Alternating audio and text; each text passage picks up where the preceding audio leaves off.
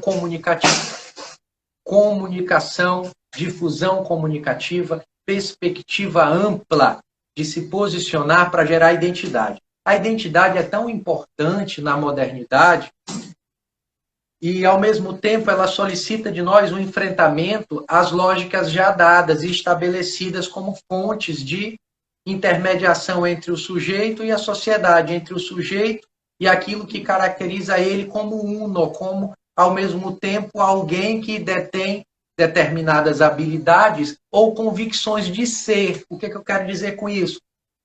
Que a nossa compreensão sobre o que somos, sobre o que precisamos desempenhar, é gerado, este tipo de mecanismo é gerado pela identidade. Só que a gente precisa se perguntar até que ponto a gente não está atribuindo à nossa identidade as relações programadas pelas mídias, pela comunicação de massa, pelo consumo, fazendo com que a gente se perca em relação à experiência, em relação ao Erfahrung do alemão, a experiência. Hoje em dia não basta dizer que é alguma coisa apenas no aspecto de consumo e de agregar valor daquilo que foi posto no mercado como fonte identitária para nós. O que eu quero dizer? Que você não vai ser um desportista, você não vai ser um bom analista de futebol, você não vai ter uma alta performance em esportes diversos se você não praticar a atividade que você se propõe a analisar ou mesmo ser um perito nisso. Porque você precisa da experiência, não é apenas consumindo a marca que você vai ter a experiência. Você pode até ter a confiança agregadora da tua identidade de pertencimento a determinada área. Mas se você não rompe o simples estilo de vida gerado pelo consumo e pela satisfação imediata, narcísica, se você não rompe isso e não consegue ir além às luzes da própria objetividade da prática, você perde a dinâmica de um posicionamento baseado na experiência. Meio que você fica idealista, acreditando no mundo das ideias, das plataformas midiáticas e da indústria de consumo, o que não é bom. Então, aqui, neste meu trabalho, eu posso observar, desenvolvi com argumentações claras, objetivas, francas e sempre baseando-me em uma compreensão de hipótese e de fundamentação teórica para extrair deste trabalho uma observação original sobre o corpo, sobre o mundo, sobre as dinâmicas pós-modernas, sobre a comunicação, sobre como produz-se por meio das novas mídias, da tecnologia, como se produz uma lógica que tenta agregar valores construídos a um sujeito que se abstém da própria experiência. Isso é péssimo. Trazendo para a comunicação, todo o teu corpo se comunica. Todo o teu corpo, ele é organizado através de uma confiança básica gerada por sistemas especializados que funcionam como aglutinadores de valores que você vai coletando a partir da tua própria prática de consumo. Mas o que eu proponho, o que se propõe, o que é mais objetivo e mais de acordo com a relação específica da prática, do pragmatismo, é que você possa experienciar, que você possa praticar aquilo que você almeja como essencial para a tua identidade.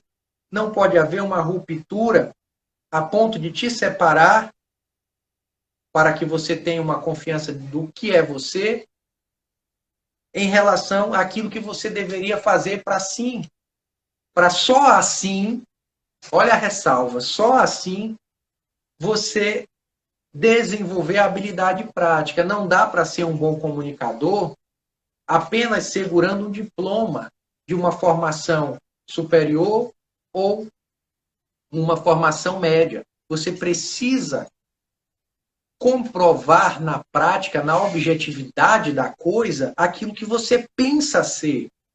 Senão isso se torna esquizofrenia. Você tem uma segurança básica idealista que nada é composta ou dinamizada através das relações com o outro. Nós vivemos sempre em uma relação de dentro e fora, o outro faz parte de nós, ao mesmo tempo em que nós somos únicos em nossas características e experiências identitárias. Mas não pode haver a ruptura. Ao mesmo tempo que você faz parte do outro, você não é o outro. É um dentro fora. É um ser e não ser para ser. Olha aí a relação interessante. Você é, ao mesmo tempo que não é para ser alguma coisa. Isso é o que é uma transformação dinâmica. Você não pode imaginar ser alguma coisa longe da experiência. Você não pode ser um bom profissional sem se comunicar bem. Você não pode ser um bom comunicador se você não tem um planejamento caracterizando-se ali como um possível comunicador de interesses sociais e de interesses pessoais. Se você só tem interesses pessoais, você não atende aquilo que é de nobre para a sociedade. Se você só tem interesses sociais sendo buscado, você também perde a sua identidade, a sua característica de uno. Aquilo que te demarca como sendo autônomo. Então você precisa compreender que para ser um bom profissional, precisa se comunicar bem consigo e se comunicar bem com o outro. Precisa de habilidades que devem ser desenvolvidas no campo prático, viu?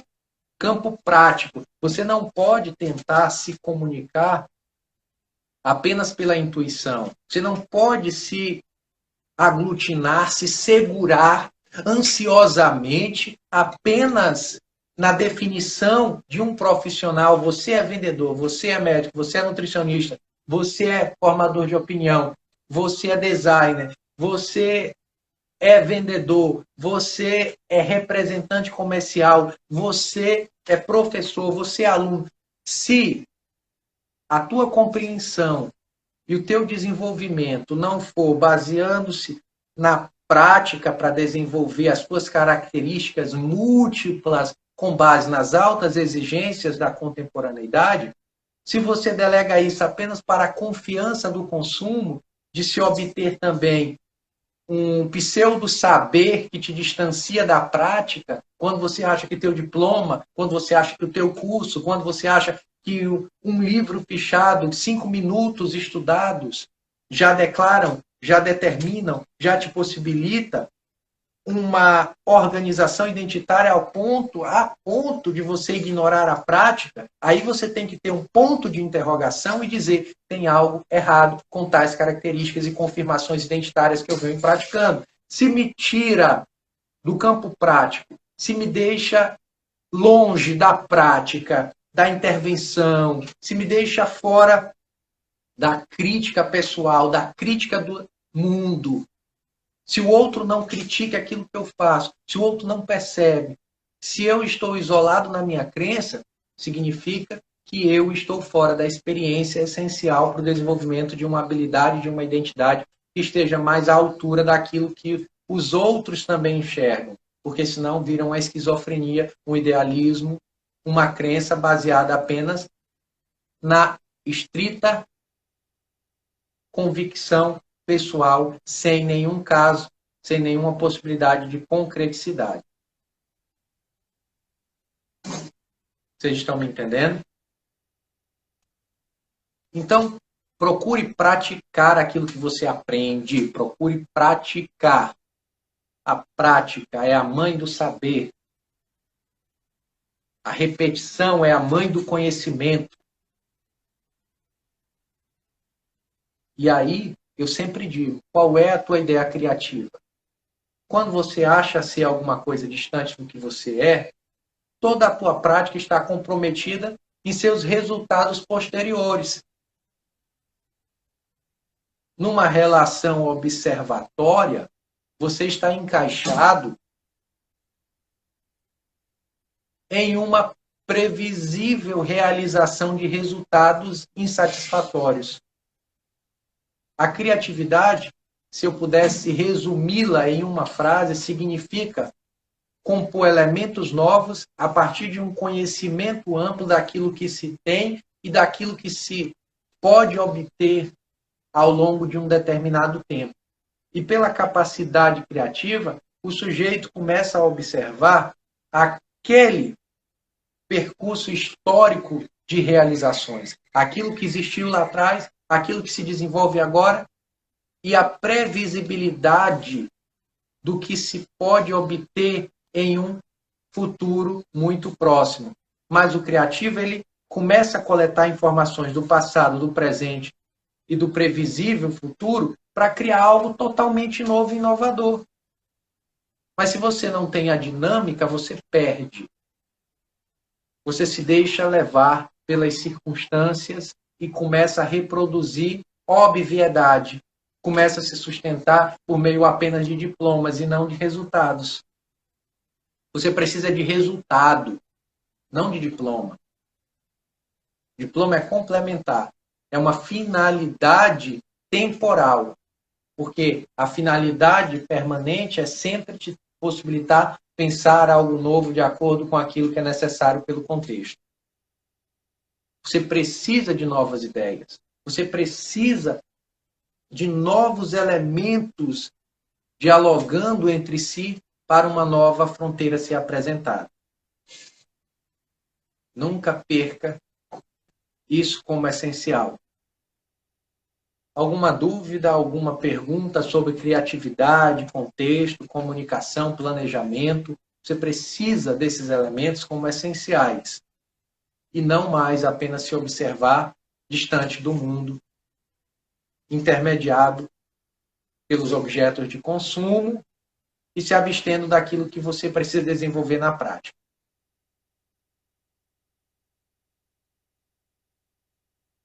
Vocês me entendem? Se comuniquem aí comigo, coloquem alguma pergunta, tudo bem? Coloquem alguma pergunta. Vocês já viram esse livro?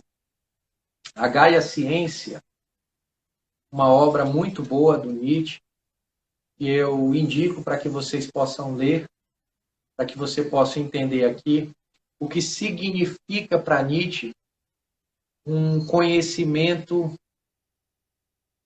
indispensável para o desenvolvimento humano.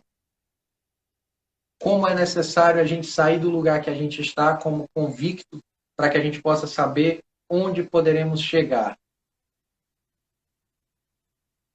Esses são os elementos indispensáveis para que a gente possa entender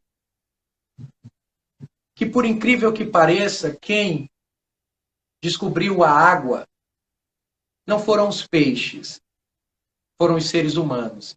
Indicando que quando estamos diante de uma situação, estamos submetidos ao jogo simbólico de característica específica desse contexto o qual nós vivenciamos, tendenciamos a ficar cego. Ficamos cegos frente àquilo que a gente reproduz diariamente como alternativa para a nossa existência, para a nossa convicção, para a nossa identidade. Então, a sacada criativa significa chegar em uma altura tal holística, mais alta, sobre nossas próprias convicções, ao ponto de saltarmos, como diz o Nietzsche na obra Assim Falou Zaratustra. A gente precisa fazer uma travessia sobre as nossas próprias convicções, dar um salto mortal sobre nós mesmos, como um equilibrista que se equilibra diante da dinâmica contextual e observando nossas próprias potencialidades, precisamos se desenvolver, como Nietzsche fala, em Übermensch, em um sobre homem, um sobre nós mesmos, um super-homem. Este era o sentido. Então, para que a gente possa ser criativo, precisamos encontrar as alturas dinâmicas das torres como realmente elas são. Nem subestimar as relações e os processos, eu sou, eu posso, eu consigo sozinho, independentemente do contexto, isso é loucura, é esquizofrenia, nem tampouco superestimar os problemas, as problemáticas, mas entender de maneira a desenvolver o sentido de equidade, observar como Nietzsche diz no livro A Gaia Ciência, a Terra Ciência. O Nietzsche diz que só depois de sairmos da cidade observaremos em que altura estão as torres. Então, você só compreenderá realmente o sentido de equidade dos problemas, o limite permitido do mais para o menos, observando com objetividade, com clareza, com dinâmica inteligente, a ponto de saber a igualdade da problemática. Você só conseguirá fazer isso quando sai do local onde você está acostumado a responder de acordo com as suas convicções limitadas.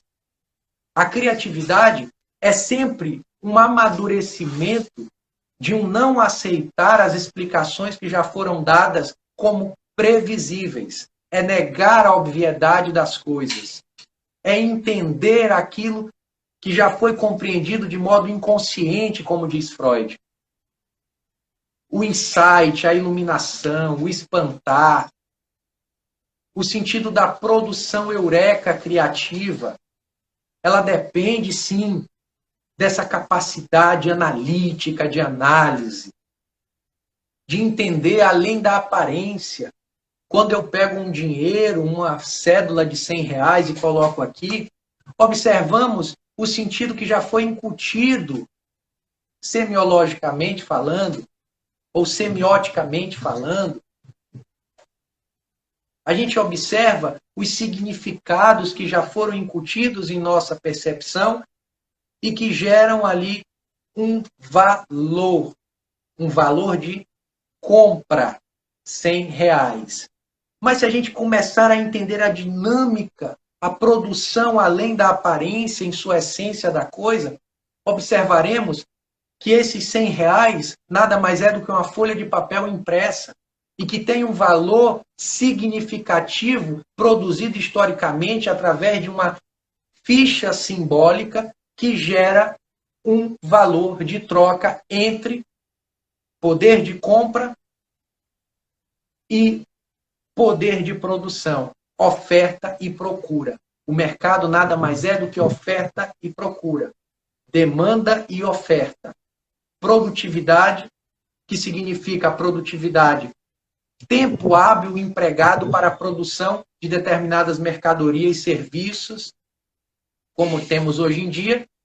Esse é o sentido mais clássico da economia, mas hoje em dia a gente fala de uma produção de valor intangível, que são as possibilidades contidas através das marcas, através das identidades possibilitadas pelo poder de marca, pelos valores construtivos. Aí eu, utilizando-me da própria relação produtiva, econômica, clássica e pós-moderna, eu te pergunto, o teu valor ele é baseado no sentido produtivo mais tradicional e clássico, pelo tempo de hora empregado para a confecção de uma determinada mercadoria, ou você trabalha com a dinâmica das altas capacidades produtivas de valor agregado para serviços e produtos que são produzidos? Porque hoje em dia, se a gente for pegar marcas, máquinas que produzem mercadorias, elas se utilizam ou gastam quase o mesmo tempo na produção, na confecção de um determinado produto. Então, a lógica de precificação não é mais pelo tempo gasto de força de trabalho empregada para a produção de um determinado produto. A lógica agora se redefine nas obras do Giddens, Modernidade e Identidade, nas obras do Giddens, também as consequências da modernidade.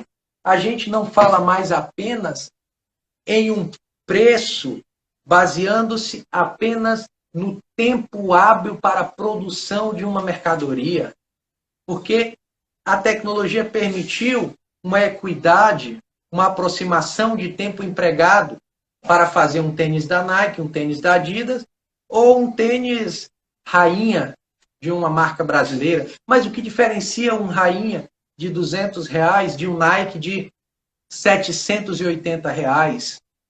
O que diferencia é o valor simbólico, é a ficha simbólica contida na própria marca que passa a ter, que passa a agregar valores simbolicamente humanos. Então, as características humanas são atribuídas aos objetos e os objetos passam a valer muito mais através de um planejamento de comunicação. E aí eu te pergunto, para não perder a lógica sistemática e fundamentada do desenvolvimento capitalista, eu te pergunto, você produz como profissional ainda uma lógica da teorização clássica econômica no ato produtivo, ou você se observa hoje como alguém que tem que ter valor agregado na comunicação, na criatividade, na perspectiva de abordagem, na tua negociação, no teu planejamento pessoal, na tua abordagem de tecnicidade para levar o teu saber para quem compra ou quem é o teu potencial cliente? Você se baseia numa produção apenas no tempo empregado para a execução de uma coisa, ou você se baseia num valor intangível de uma marca, da tua marca pessoal? Você tem diferencial competitivo ou argumentação que sustente uma identidade para si e para o outro, a ponto de ser colocado no mercado como alguém que vale muito mais do que aquele que faz a mesma coisa que você? É um mercado que baseia ou que determina o teu valor, ou é a tua própria imagem de marca que determina quanto vale o teu serviço, o teu produto? Se você apenas faz uma análise de precificação, se baseando numa teorização de tempo empregado para a execução de cada atividade, você está ainda dentro de uma lógica anacrônica, fora de tempo, fora de época. Porque hoje a gente fala em valor agregado, a gente fala em objeto simbólico, a gente fala em identidade fornecida por marcas e marketing pessoal. A gente fala de criatividade, sim, com uma finalidade prática, sim, de eficácia, ter uma finalidade, atender uma demanda, sim, mas o que a gente busca agora é um valor agregado, é um diferencial competitivo que funciona como argumento retórico, é óbvio, desde a perspectiva grega, nas ágoras, nas praças, lá em Atenas, onde se discutia o sentido de liberdade, o sentido de democracia, o sentido de cidadania, o sentido de verdade. A gente tem a mesma estruturação argumentativa, só que apoiando-se nas perspectivas da ultramodernidade, que caracteriza, que gera valor agregado como um objeto simbólico, na perspectiva de servir como um elo de troca entre quem tem a necessidade e quem tem o desejo de possuir algo com diferencial agregador, que gera um status, ao mesmo tempo que atende a uma demanda básica de necessidade. Aí vem também um outro nome, uma outra discussão. Se a gente discutir o sentido clássico de produtividade, de precificação, a gente discutiu também o sentido pós-moderno, de globalização, de rompimento de fronteiras territoriais por parte das informações que circulam o globo numa velocidade cada vez mais diminuída. É o espaço se diminuindo em relação ao tempo. É o espaço sendo diminuído em relação ao tempo. Então, o tempo cada vez, que antes era cada vez maior, para percorrer um distanciamento pequeno no globo, com a globalização você tem um tempo cada vez menor percorrendo um espaço cada vez mais amplo. A diminuição do tempo em relação ao espaço. E aí, eu te pergunto, como você se oferta para o mercado? Quais são os teus valores de diferencial? Qual é o teu argumento que gera a competitividade argumentativa na produção identitária para ti e para quem compra o teu serviço. Você não pode se basear mais em uma lógica única, em uma visão limitada de concorrer ofertando um novo sentido que agora eu vou dizer para você. Eu falei da precificação clássica, da produtividade capitalista industrial, depois eu falo intermediando-me, eu falei sobre a modernidade, que significou uma alta produtividade, sim, uma alta produtividade em série, mas não ainda tão densa como na pós-modernidade, geradora de identidade de segurança básica, onde eu compro alguma coisa ao mesmo tempo que eu me sinto alguém, me sinto pertencer a um clube, a um grupo, a um seleto grupo escolhido. Então, a gente fala do preço, a gente fala do valor agregado, e agora eu quero te dizer outra coisa que vai mudar a tua vida. Por muito tempo você já ouviu falar de qualidade de produto ou serviço. Sim, na pós-modernidade, qualidade de produto ou serviço é algo básico. É algo que tem que ter, é algo que tem que ser ofertado e tem que ter incutido no produto ou no serviço como algo normal, sem diferencial. Então, prestar um bom serviço com alta qualidade é o mais simples tipo de argumentação que você pode ter. Porque é obrigação de quem compra ter um bom serviço em relação àquilo que está comprando. Até porque, mesmo, podemos observar que as máquinas, que a qualificação, ela já permitiu atender uma exigência mínima de qualidade. E todo mundo tem a mesma perspectiva ou a mesma possibilidade. E se você oferta um diferencial que todo mundo é capaz de fazer, porque a gente fala de materialidade, a gente fala de diploma, a gente fala de constituição de mercadoria, de objeto supérfluo de consumo, se baseando em características físicas de insumos produzidos. Mas a partir do momento que a gente tem uma outra possibilidade, a possibilidade, na pós-modernidade, de observar que as mercadorias são pessoas, que os serviços são formatos de valores humanos que são transmitidos e agregados, a gente passa a se perguntar o que fazemos para ser diferente, o que fazemos para agregar valor ao outro ao ponto dele se sentir incluso naquilo que produzimos para ele ou ofertamos no mercado. Então, você tem a modernidade, você tem o sentido mais arcaico da produção, você tem a modernidade, você tem agora a pós-modernidade. E você tem com isso transformações de formas de valores e ofertas para o mercado. Você tem exigências que na atualidade, no momento presente, neste momento, você não pode negar, que é a tua capacidade comunicativa de agregar valor ao que você faz. Não há outro caminho.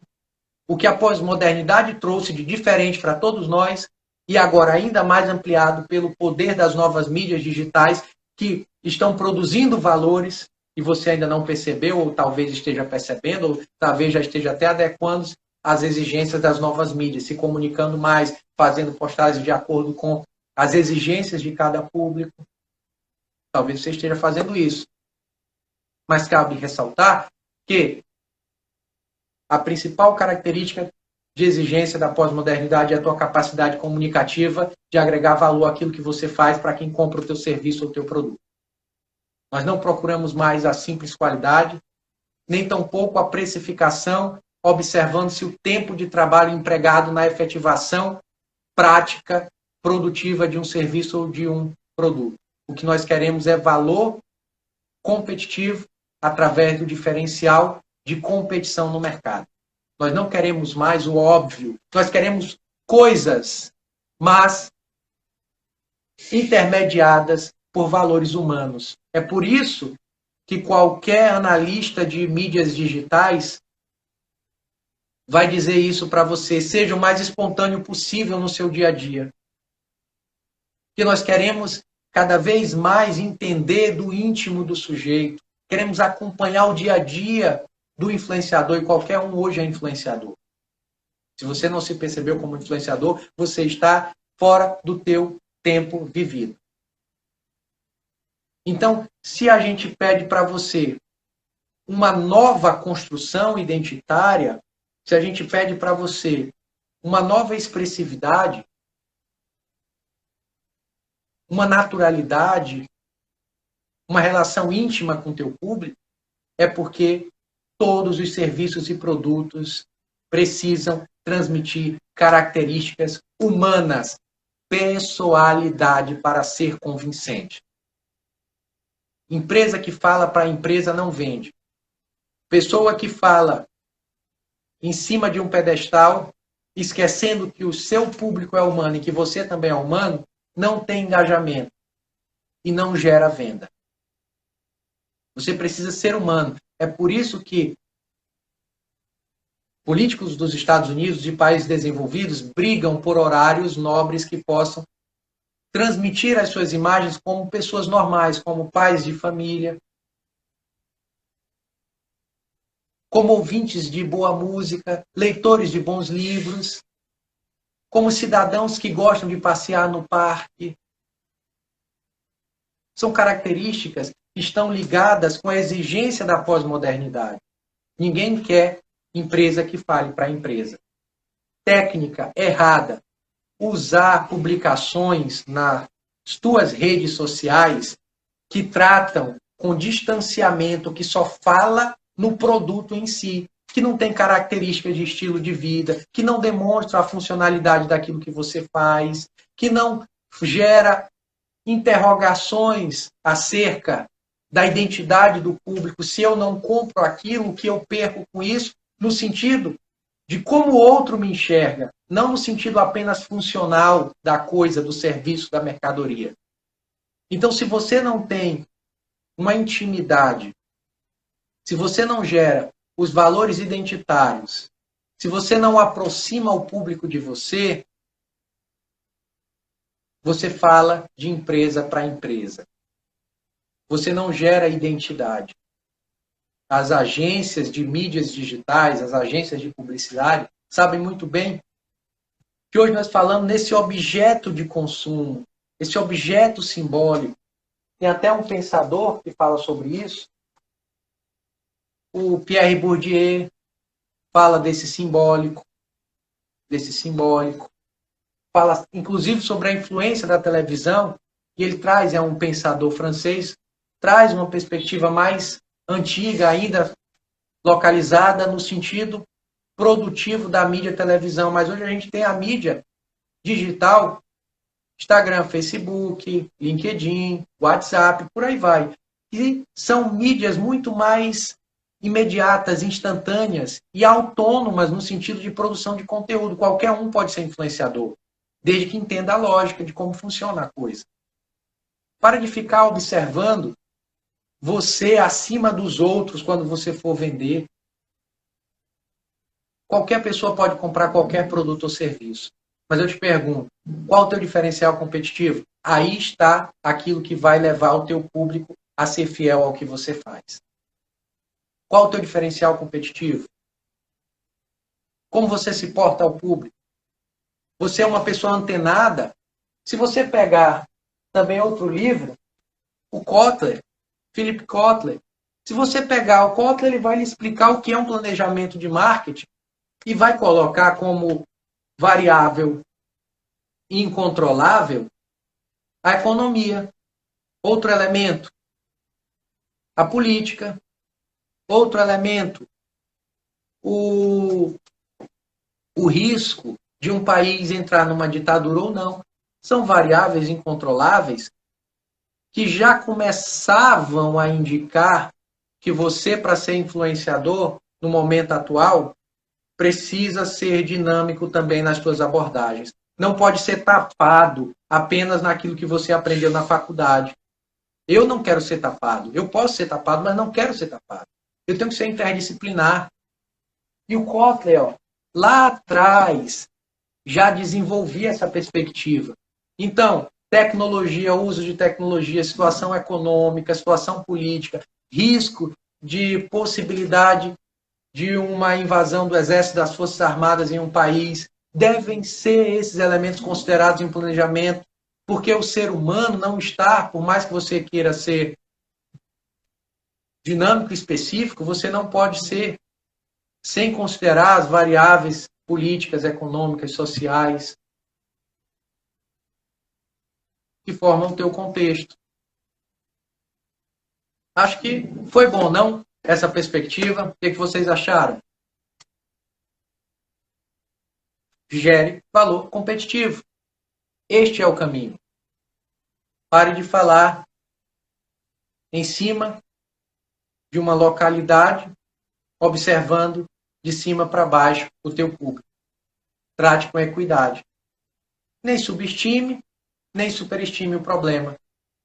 Encontre as alturas certas das torres de acordo com o teu desenvolvimento pleno na busca de saberes. Fique sempre observando de maneira holística, nunca de maneira específica, sem a interdisciplinaridade dos fenômenos em suas causas que geram, possivelmente, consequências primárias, secundárias e terciárias. Seja perito, interdisciplinar. Gere valor agregado. Saiba qual é o teu diferencial competitivo na expressividade de atributos que posicionam o outro, o teu consumidor, como algo ainda mais empoderado. Aí vem a palavra-chave. Empoderado. Ótimo conteúdo. Obrigado, Laide, Robéria, Vitor. Agradeço a todos vocês que estão aqui. É isso que nós temos que fazer, pessoal. É valor, competitividade, é saber o que é básico, qualidade é básica, tempo de serviço empregado na efetivação de um trabalho é básico. Se não tem valor agregado, não tem diferencial competitivo na pós-modernidade. É saber produzir conteúdo, falar com pessoas de maneira íntima, passando tua pessoalidade. É isso é comunicação.